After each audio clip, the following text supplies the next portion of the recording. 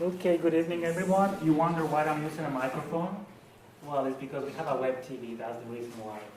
It's not because even without, I think you can hear me well, but welcome to our first PCA talk of the year, and I'm happy that it's Yasmine Abbas that is here with us, because Yasmine actually was one of the persons who actually helped this happening.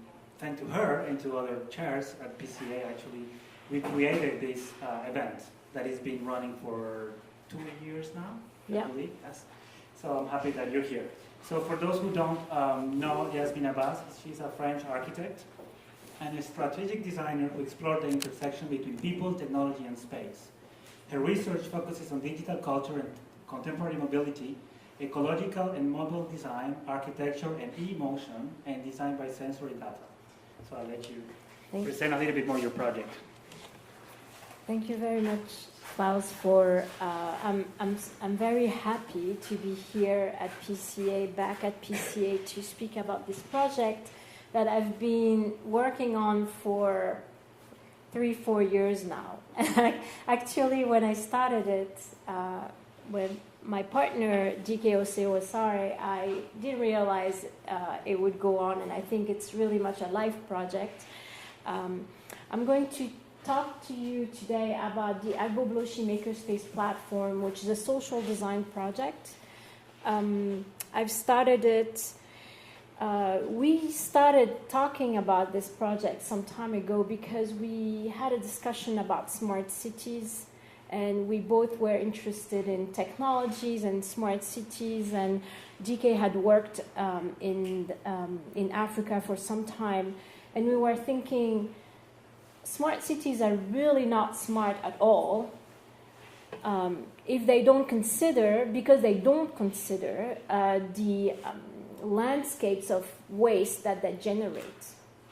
And so I had the opportunity to go to Ghana and visit a place that was incredible, that just left such like a big impact that we decided that we needed to work in that space. I just came back, so I'm a little bit jet lagged. So if I just say a little bit weird stuff, don't feel it's okay. I came back from the Seoul Biennale of Architecture and Urbanism. I'd like to thank very much Lucrezia Russo, who actually helped us with the graphic design.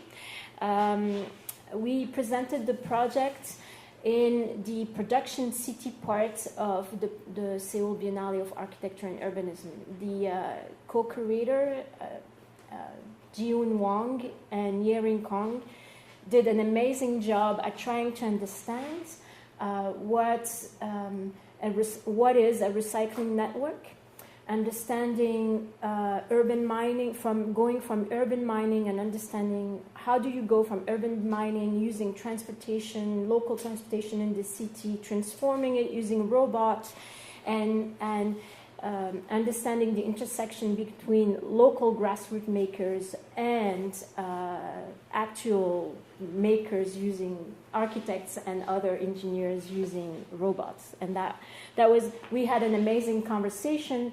Our project was like somehow very much in conversation with similar project on the ground, and we're really happy to be there. So I landed in Ghana some time ago. I've been going there since 2009. GK has been living there for a long time. Agbogbloshie, the place I'm going to be talking about, is located in the middle of a city. So it's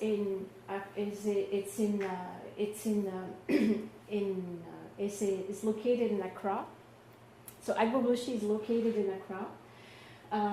It actually, the people that are working in that space, and I will be showing you very soon some pictures, are coming from the northern region of Accra to the southern region.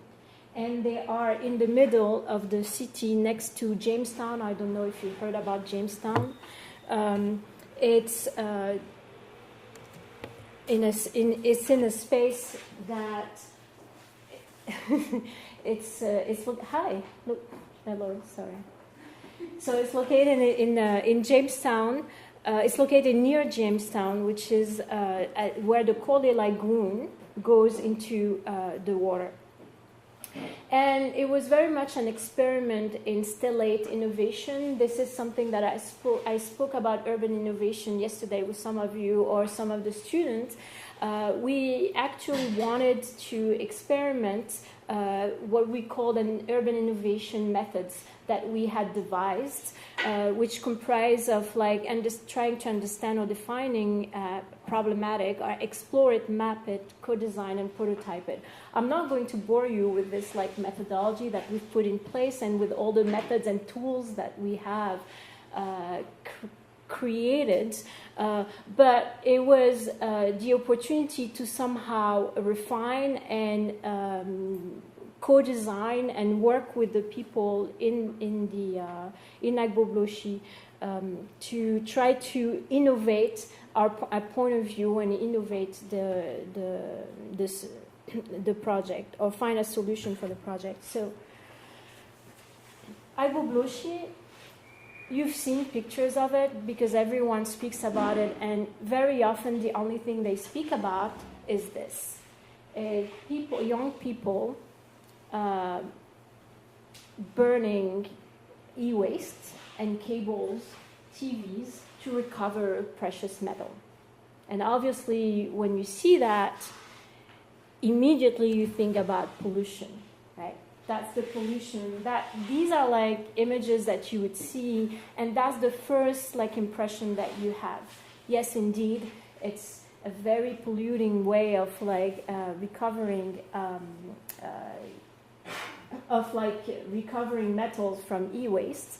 But then we soon realized that, well, e-waste is not the only thing coming in this space. There are other things that we need to know a little bit about. And the story of the media was a little bit shallow. Some of the media was a little bit shallow, so we wanted to go a little bit further. So as you see here on this picture, ground, water, and air, all these three items are all these three elements are polluted. And when you think about all the pollutants, in this space, not only you have people recovering metals from items, you also have families living and farmers and animals who are eating from it. So you can understand that how difficult it is, how harmful for your health it can be, because the pollutant enters the food chain. You have farms around and ubiquitous CCTV happening around, being used as tools in the place. The thing that the media is not always saying is that, in fact, you have a lot of waste pickers, collectors roaming around the city using these mobile carts. And recovering and mining the city, recovering items to bring it to that place to be dismantled. And you've heard about the cariocas in some other places in Latin America. There are plenty of places where you have waste pickers, which is a population which is actually doing something good for the city, is actually taking care of recycling the waste that other people are not doing, that we are not doing. And unfortunately, this type of work is not really understood by everyone. So this is a panel that forbids this waste picker to pass through a very fancy part of the city in Accra, which is a little bit problematic, considering that they're doing something that is very much in need for our cities. Kids play in rubbles. Agbogbloshie is a shifting landscape of, when I say shifting landscape, it comes and goes of different types of waste. It could be construction rubbles, it's metals from various sources. You have metal from washing machines, but roofing sheets, plastics, recovered plastics. Women generally work in the plastic field. It's softer, but you find women organizing plastics.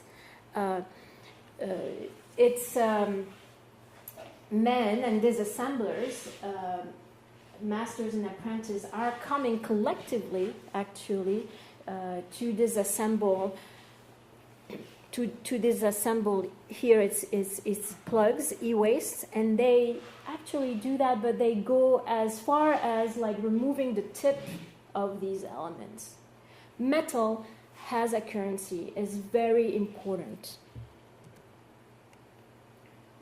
Here you can see like using a simple hammer and a chisel to disassemble a washing machine, to recover aluminum from a I don't even remember what from a radiator. Sorry, this is like the copper has the recovering the copper and other metals. Computers hacking them and trying to repair them, hacking them, trying to repair them. In fact, there is. First, they need to repair it before they actually discard the elements. They need as much as possible to repair it so they can save the changes. You have repairers everywhere. They repair tools that are used to actually disassemble. As I said, there is a lot of like all over the space in Agbogbloshie. You do have a number of scales, and we were amazed by the number of scales that are located in that space. And this is when we realized that the material throughput was extremely important, and the scales were an item that was very important in space.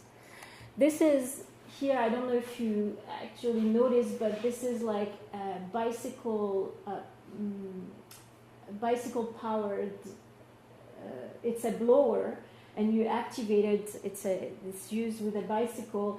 It's that man is like creating chisel out of like metal pieces that are coming from car parts, and so this chisel is going to be used to disassemble other elements. These are car parts used for making dumbbells. So you do. It's quite extraordinary the number of items that these grassroots makers are doing. This is the metal used here to produce this generator is coming from the scrapyards, and they're creating a generator out of scratch. So this generator is also being used to disassemble and used for their work. It's a tool that they create out of scrap in order to scrap more. This is a type of workshop that you find that this person is actually melting aluminum that they scavenge in the scrapyards from radiators. And they're creating this aluminum pots that you see on the left of the picture. This aluminum pot are ubiquitous. That you find them, you buy them in the market.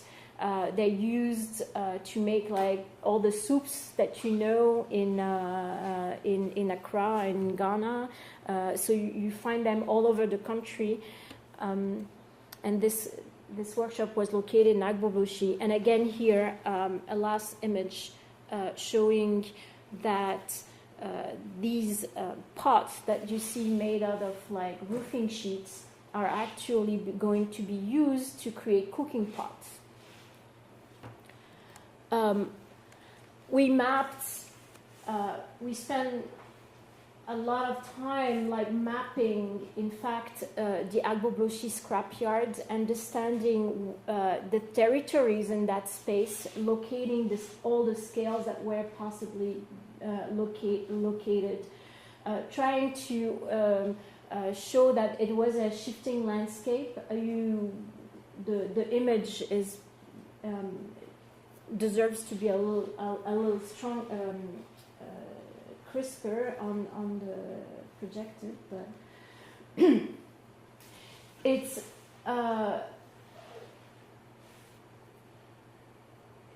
it's interesting to know that if you look at all the maps, or many maps actually on Agbogbloshie, you never see that. You always see a blank space.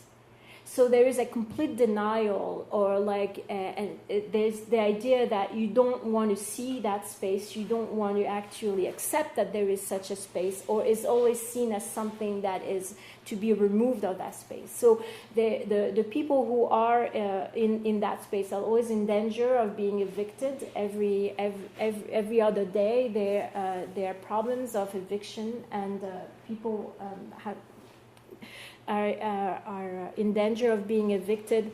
However, it's a very, very active site. It's a very active site. Anyway, one of the main insights and the main learning that we learned looking and around is that making is a cycle. Making is a cycle.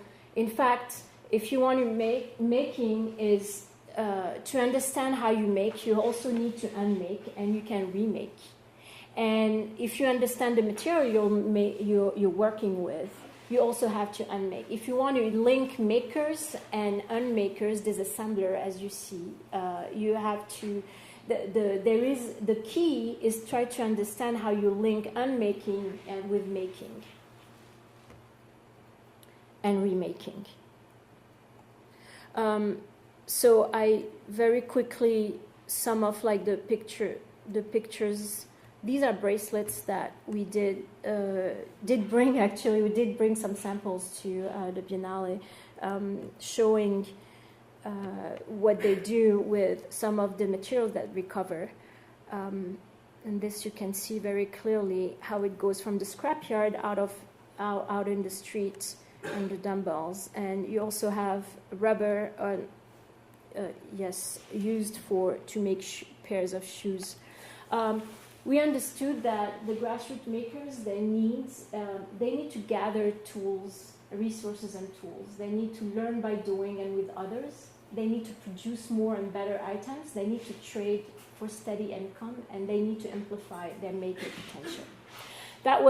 These were the major needs, and I'm very much summarizing the whole research, but we wanted to have a solution to address. We wanted first to understand where we were going to and who we were talking to, and also to understand what were their needs in order to co-design with them a solution. And in order to gather resources and tools, learn by doing, produce more and better items, trade for steady incomes, and amplify maker potential, we actually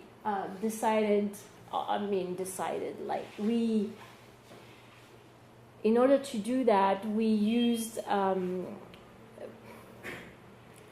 it's going to go, in order to do that, we co-design with a number of students, and 750 students from all around the world, from Ghana, but also from France. Some people came from Princeton, but also 700 people from the informal sector. Together, we came together to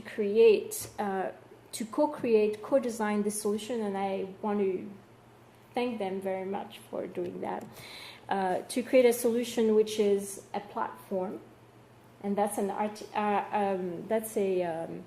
Agbogbloshie Makerspace Platform is comprised of 3 items. One which is mobile boxes, which can be host tools One of the tools could be the generator. The other is a mobile app that we tested on the ground that has a beta version. And the third element is a prototype, which is a modular space that we actually prototype in space. All three together provides a platform for makers from the informal and from the formal sector to meet, in fact, something that they never do. I'll explain later. So here we were actually user testing the app with the community. The app is linking makers, people who sells the item, the end users, and the scrap dealers together. That's the idea of the app, is how do you actually go from the unmaking, the materials that is unmade, to give it to the makers and to create a product and to be able to sell it, and how do you actually facilitate the exchange? When someone on the ground actually decides that he needs an item, how does he do? He actually goes there and the person asks the person he knows if he knows someone who actually has the item that he needs. And it just like takes forever to get the item, be it a material or a pot or a tool that he needs. So this app is actually meant to help them find these items and link them. It serves to facilitate the relationship between makers. The toolboxes, here they are. They can be fitted according to the needs of the community. It just happens that here they need a lot of chisels and tools like these, but they can be fitted with actual machines. And the advantage of these is that they are light and transportable. The makerspace, which I'm going to show right now, is actually has been designed to be light, modular, disassemblable, assemblable anywhere. And the next version that we actually devised contains like here you have CNC robots, but contains like all the tools that like new makers need. What we're trying to do is like to link these grassroots makers with the new makers. These grassroots makers, they know in a very heuristic and empirical manner. The way they learn about things is like through trying and doing a mistake. So they just do it, they try, they learn from their masters, and they just like it moves on. They basically very often have they have a basic education, but they probably didn't go to school higher than high school. And this is the other way people learn in Ghana at the moment, is that you are part in a classroom and you are experiencing a very theoretical engineering. So students in engineering are learning without actually making. And the idea that we have through this platform was this is an amplifier. Through this platform, we wanted to bring informal makers who have the practical know-how with STEAM students, science, technology, engineers, art and mathematics, who have a technical knowledge but who are not actually playing with things, to produce what we call Sankofa Innovation. And so these are the types of workshops. I'll explain what Sankofa Innovation is in a minute. But here are the types of workshops. We're bringing really people, social classes that are not actually meeting. They never meet. and students from Agbogbloshie University, for example, with people from the informal sector having a blast actually discussing about like the app or like building the spacecraft, creating together a sprayer out of like out of e-waste.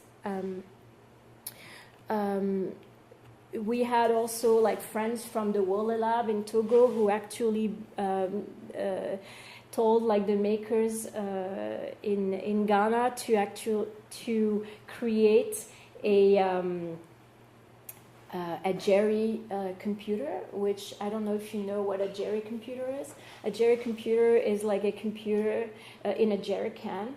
So it's using computer parts that you find in the e-waste in the e-waste parts that are gathered and all together to create a computer that costs what 60 Ghana cedi in comparison to and that works. So if it works, it means that someone can actually learn how to make a computer from scratch and also get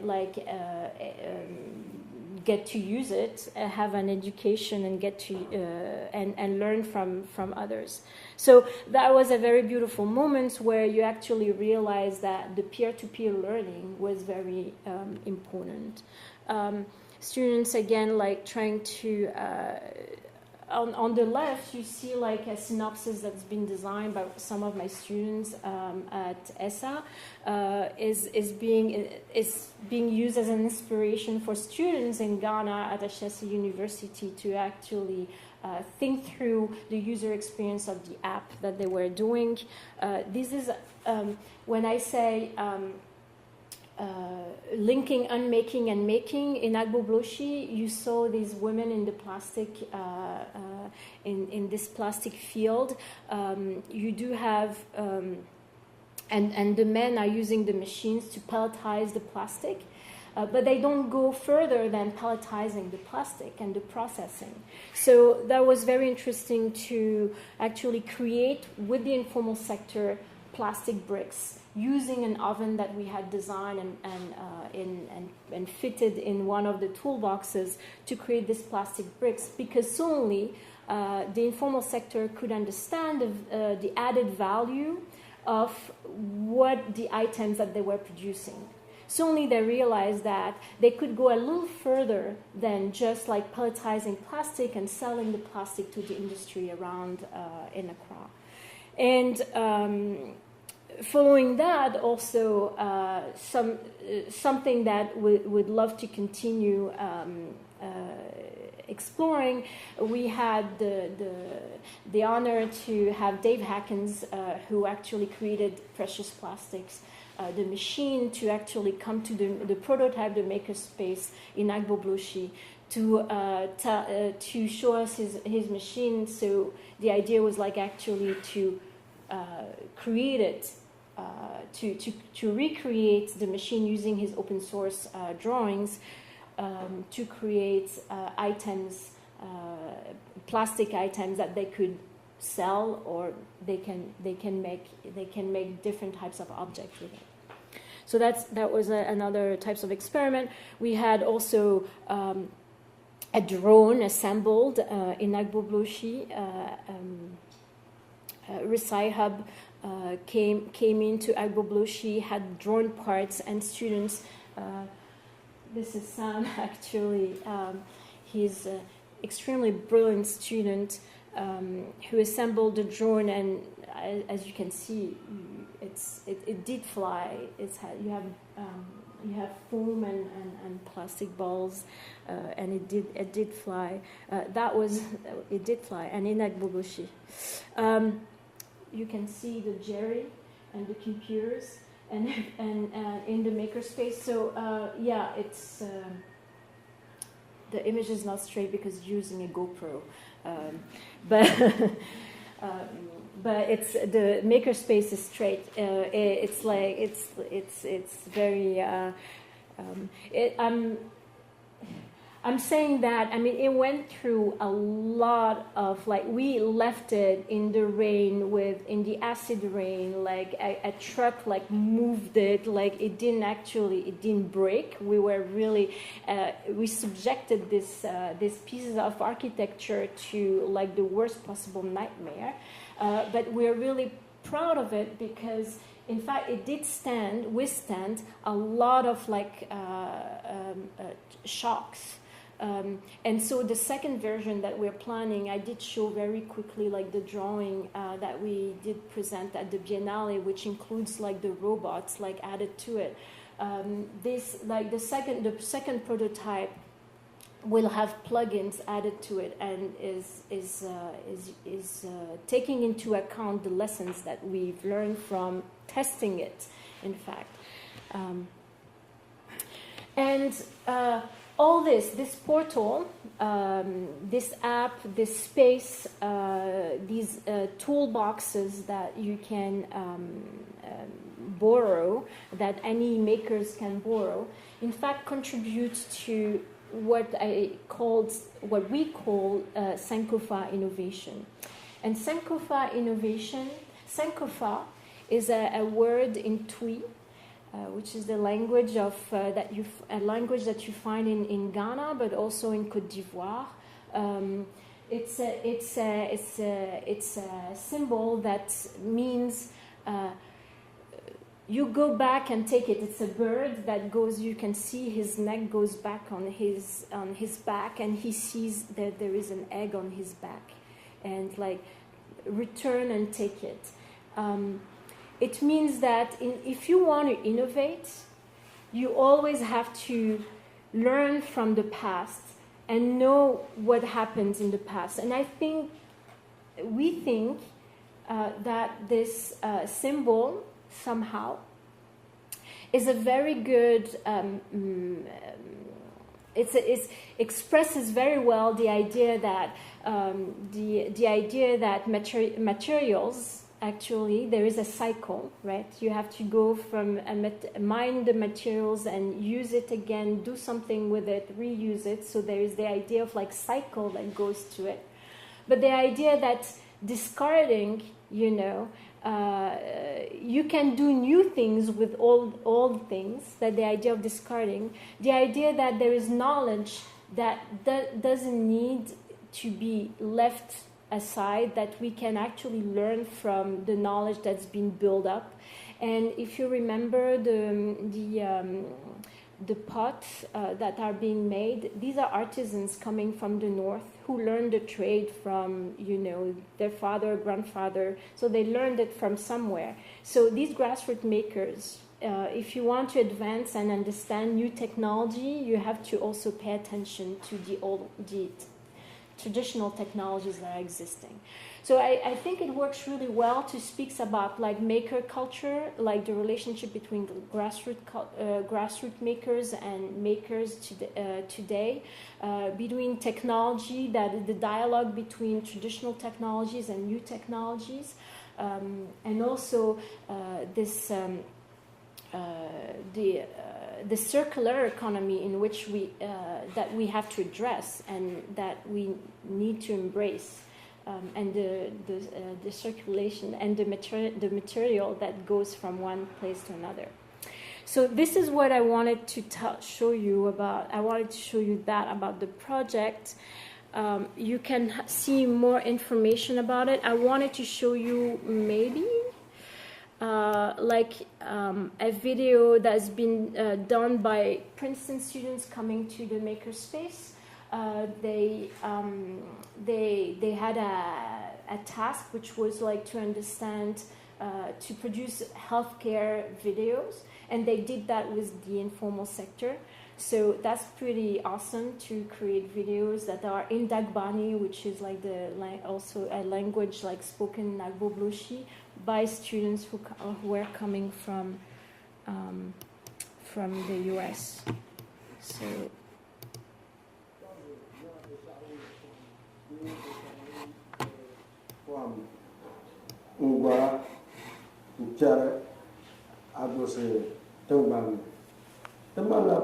Doesn't matter about point. kamal deba balo kamal de yana yesham kamal de piara siman mini dumane mpar sham dumane piara agos tuntu man ngran sham the moya la shilobo dene denya za yene denya tos sel denyire dalmanana tama ben shaka to bona le ka sona gens karamanya ben shaka do shebel ka to bona le karma den tire do shebel ka to bona le ka sala de baya aluminium bashe ne mine de pump. So there are like 8 of these, there are 8 of these or more of these videos. If you ever wanted to, Sam has been incredible. I mean, without Sam Sando, not the young man that you've seen, but a person who is our community agent, we wouldn't have been able to actually do this project. And many other people who actually helped us all throughout. And maybe a last one. They have never melted plastic before. They don't even know what equipment to use. Okay? Okay? I went to them and they said, okay, you are the professor, tell us what to do. And I refused. I said, I don't. Sorry. Let me try to put it back again. Okay? I went to them and they said, okay, you are the professor, tell us what to do. And I refused. I said, I don't know how to do it either. And that's what Renee was saying. You know, it's a lot of it's about asking questions. Yeah. No, seriously. You know, young people are educated as if the education is having the answers. Yeah. Wrong. Yeah. I think if we take away the idea of process. Okay. Sorry, I didn't. And I think it's a good transition. Even I think we can go outside now and we'll just show you a little bit some of the work that's been happening. But like we said at the beginning, this is that don't judge it as if it's a finished product, because really it's the beginning. And I think actually we really have to thank the Coca-Cola Institute for hosting us here over the past 2 weeks, because it's actually been very magical. And I think that if you go, as we go around and you talk to some of the people over here, you'll see what's magical partly is the setting, the energy that's here, the spirit of sort of like, let's make things, and if we don't know how to do it, let's try. But I think what's also very magical is that the group of young people that have come together essentially have self-selected to come together. But they're coming from a very diverse series of backgrounds. And again, they'll tell you, I mean, within, let's say, there's a dozen or so people here, young people. So this one. But I also think it heated quickly. That's what it did. I think if it heated more slowly, it wouldn't have done that. Yeah. I think it's probably today they're going more slowly. Exactly. But this one yeah, exactly. But this one was you know what would be nice too, probably when you do this, is that you had, probably you do this on the other side, is that you had a screw top thing that you put in there. So then you know what I mean? Then you could release it and take it out, and that would be flat and smooth, just like the other side is flat. You know?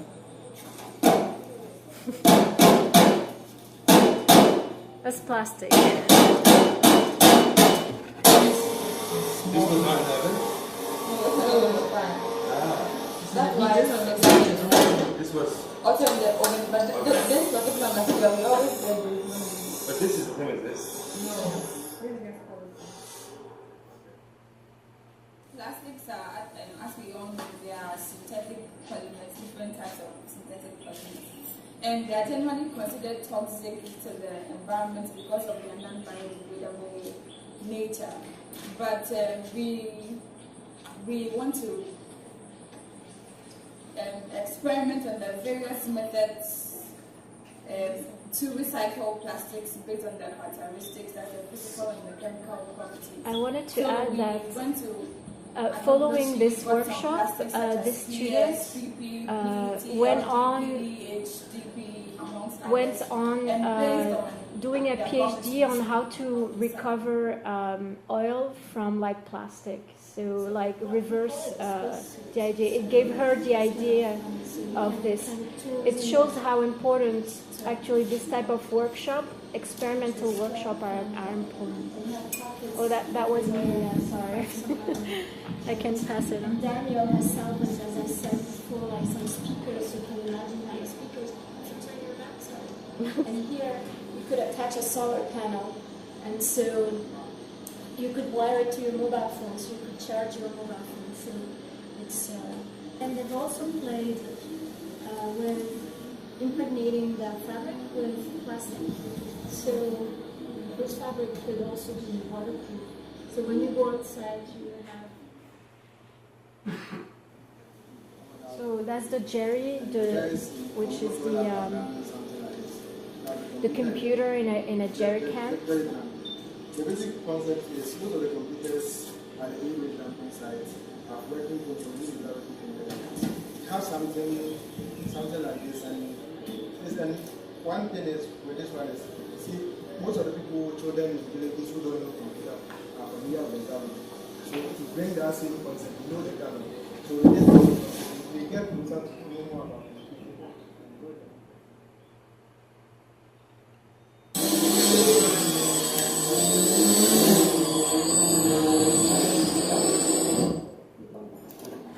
Currently, as you work on it, you get an idea. Like currently, the two ideas on the table are using the camera and using the air quality sensors. So we set the air quality sensors.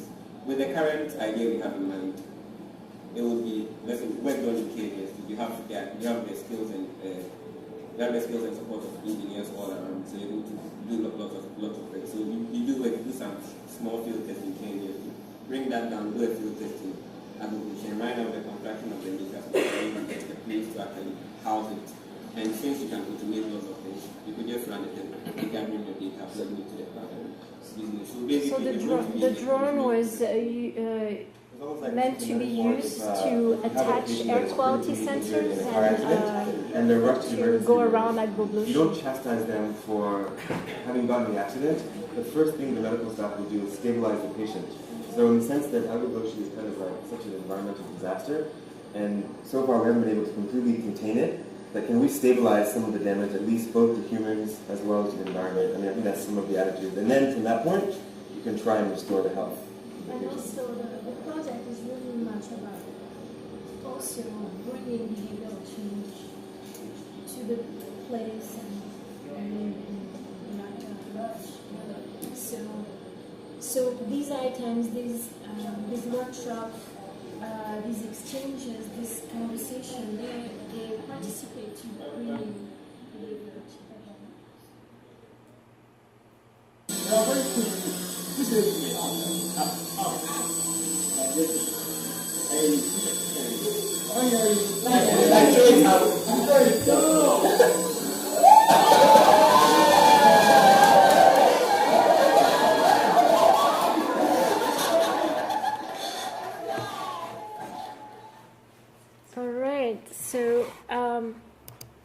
Well, on that note, I wanted to thank you very much for attending here the lecture.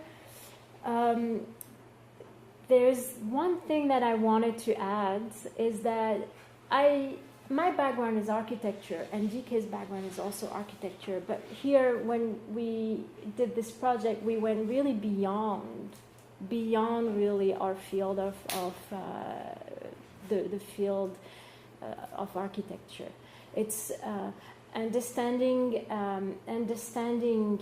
what it is and for whom we are actually working for, understanding that architecture is a system or a network that is linked to people, that it serves as a platform rather than just house something, was very important for us to explore. And as you notice is that this platform doesn't really, it works with the people, and if there is activities happening and constant like exchange.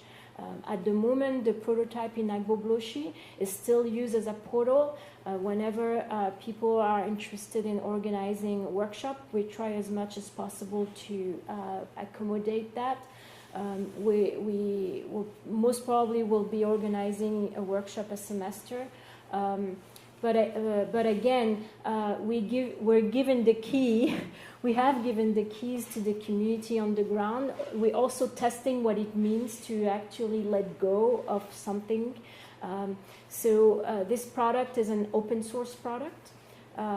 It works. It works. You can download you can download the drawings. And you can also augment it with however you want. So we have much more work to do in terms of like how does it actually work in a sustainable manner. And when I say sustainably, it means also how do you actually sustain this when you have also other things to do, because it required quite a lot of attention. Quite a lot of attention when, especially during these 3-4 years, right? So that's what I wanted to add. Thank you.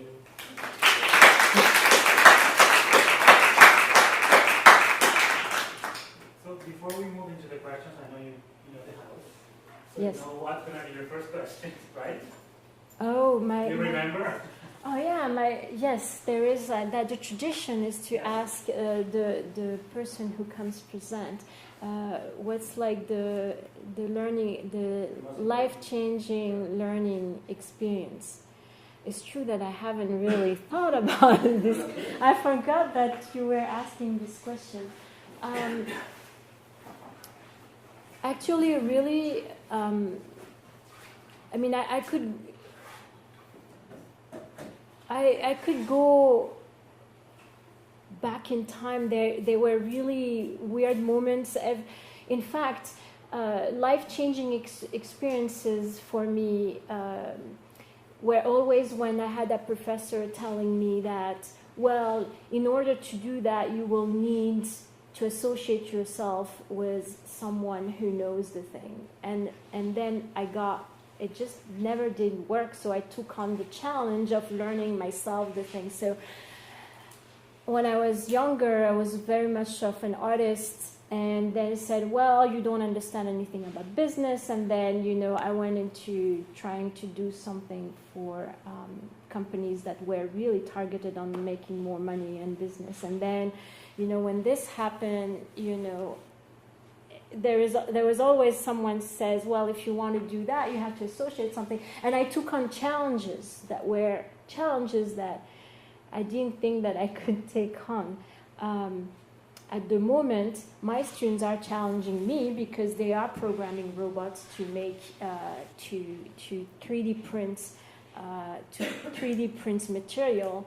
And I'm more and more actually attracted to the idea that, well, maybe I should try to learn how to program a robot. I'll never be as good as them, but it's always enabled me to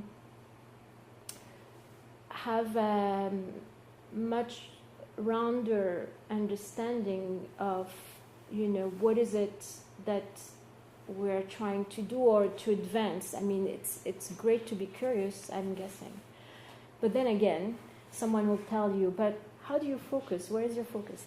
And that's for the past, and this project definitely has been a great understanding. Solely just realized that, everyone has something to bring to the plate. And I've learned so much from people on the ground in Agbogbloshie, much more than I thought I would at the very beginning. And so it's a very humbling experience.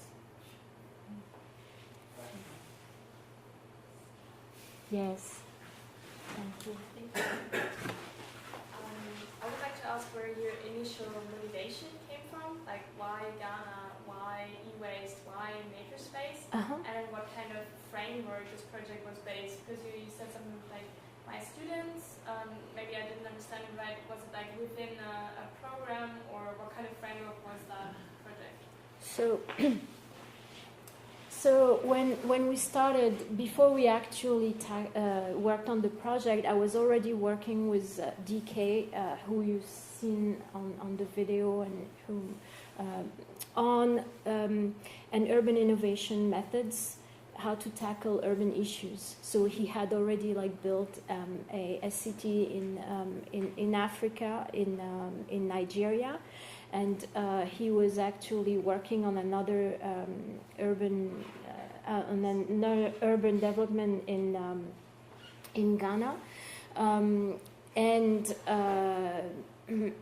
so we were, and myself, I had gone through, like, I had experience doing strategic design, but doing strategic design in companies that were interested in making their clients richer through understanding their clients' needs.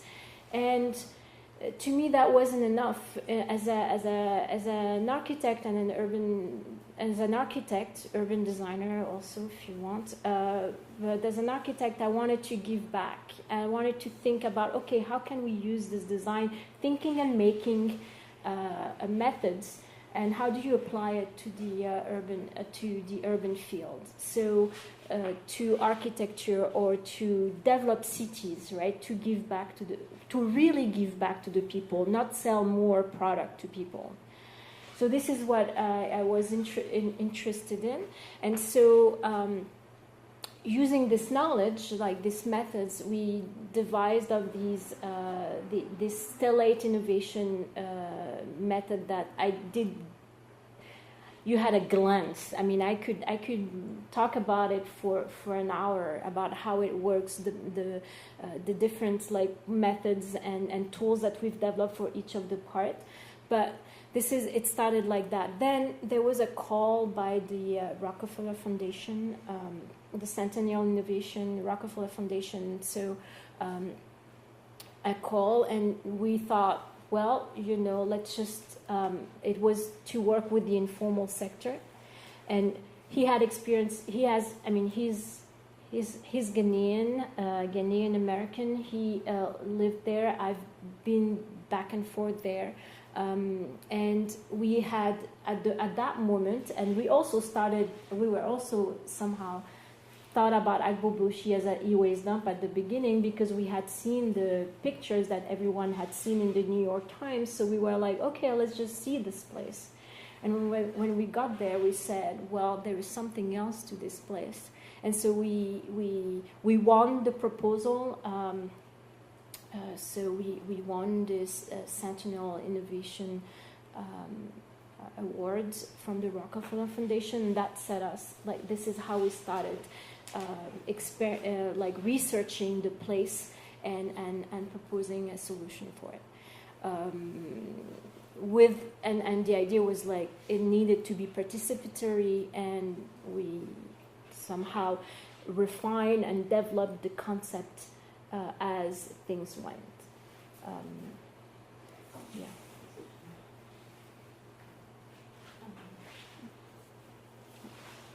What was the community receptivity like when you went there? Like, did the people who were working on in these spaces, did they welcome you and your ideas to kind of create this maker space? Was it readily received? Did you get any pushback? So it took us, I would say, a year to gain the trust of the community, because every single journalist on earth who goes through Accra has to go to Agbogbloshie and makes a piece saying that it's just like the largest e-waste dump on earth, which isn't. It isn't. As you can see, there's so many other types of things on the map. You can, if you look really closely, it's just like the e-waste part is just very minuscule. Sure, it's very impressive to see the burn, how it burns. So it took us a year, and the first thing that we did, and I think actually that's a funny story, we did it a little wrong, because the first thing you do when you start a project is that you sacrifice a goat. So we did, okay, well, we'll sacrifice a goat, and then we had an imam. They're mostly from the northern Ghana, so they're Muslims. So we just decided to go according to their rituals and the way they were doing things. We had a goat sacrifice, but we had, in our haste, I guess, we did choose the wrong imam. So it was not the proper imam, so we had to ask for another imam to of their choice to actually sacrifice the goat, and then from then on we actually started our project. And also it's just a matter of like that's the reason why this type of project is really hard to sustain. It's just like you have to be there in a lot, and just like face-to-face meeting is very important. You always have you have to be extremely committed to this type of project. I mean, we did show that we were, for our maker workshops, we are buying items from the disassembly. So we did bring things to the place. So there was like this makerspace that's been built. So we did provide with the means to we left something, so it's theirs. So there was always a conversation, and also the thing that I think they're young people, and they had young people coming, and they were like doing fun stuff, like makers, and they were making stuff, and they had a blast. So I think this contributes very much to learning through making, learning by making, learning with others, learning, and also, I mean, there are plenty of reasons. But yes, it took a long time, and I think the proof that it went okay is there was a change in government in Ghana, and because there was a change of government, the governance on the ground did change, but they didn't. They did continue. They didn't evict us. So I mean, it's not So there was just a change of governance. We were really wondering what would happen, because all the people we were in contact with had ties with the previous governance. So that was also like, there was a moment where we were thinking, okay, all this effort, where does it go? And in fact, it's something that seems to interest still, or I mean, I think they appropriated that project, and we're really happy with it. Also, to be able to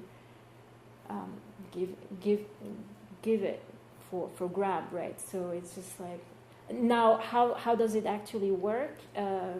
This is something we're experimenting with. I mean, we are of course monitoring what's happening. So. And like the receptivity of the students, like because you did something beyond. You didn't just look at like sustainability of cities, but you looked at something else too, which is relationships of populations of people who would be not normally associating with each other, by creating that education model of pairing the two students. Yeah. Was that something that was like, okay, yeah, this is like, the students were like gung-ho about it, or were they hesitant at first? Not everyone came, but we had students who actually didn't want to actually put their feet in that space, but some others did. They were very curious. They were very confident. In fact, they had so much confidence. It's very moving to, they had some confidence in us. They were just like trusting the process. So they came, and the geeks, the ones who actually wanted to make stuff, they all stayed. So that was like really, and that's very interesting, because like I did show you the students who was talking about plastic. She went on and did like higher education. She did a PhD on like plastic, or how to revert to the plastic process. But they're like, all of them have like continued in one way or another to somehow like explore some of the projects. Some are still like working on a wire stripper, like bicycle-powered wire stripper, for example, to strip cables instead of like cutting them, instead of burning them. Or so that's quite interesting if you seed some of the some ideas, and also when they defend the project is great, or when they actually react to the some of the media, which is still portrays actually the Agbogbloshie as like the largest e-waste dump, and it's quite. You change the narrative. You start changing the narrative. These people are the next leaders, the next generation leaders. And that's how you actually, it's social design is something that probably takes, decade or more for the impact is slow. It's not an immediate impact. So it takes some time, and the next generation is definitely more aware and very active, actually. So in that field of like sustainability and these issues that are very important. Yeah, I think the most difficult is to convince the older generation. Mm-hmm. Yes, yeah. And if there are not other questions, that we like just to transfer the debate. Oh yes, okay, sure. Yeah, so actually you can still go on talking to Yasmine and ask questions, but we are just finishing it's true. the official moment. Thank you. Thank you.